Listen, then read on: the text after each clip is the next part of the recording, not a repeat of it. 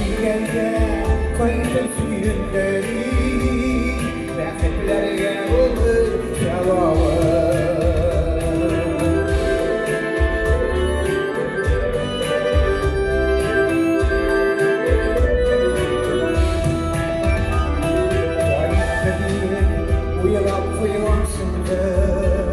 Şiller kalırsa derece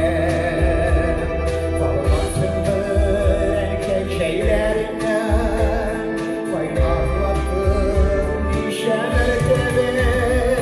Küttürmezse yürüyen keylerini Erlimesin eli canlarım Faydiyeyde faydı sinirleri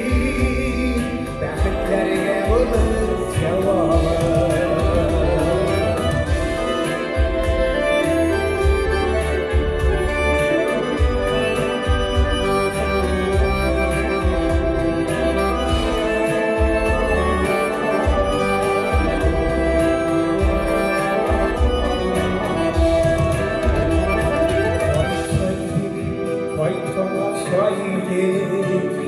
Babalarını alıcı yıllar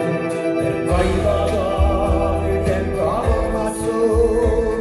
En yanında kılıcılığın Küttürmeseydi enkeylerin Erlemesin eli canları Kaydiyeyde kaydı suyunları Rahmetlerine bulur cevabı Küttürmeseydi enkeylerin Erlemesin eli canları Kaydiyeyde kaydı suyunları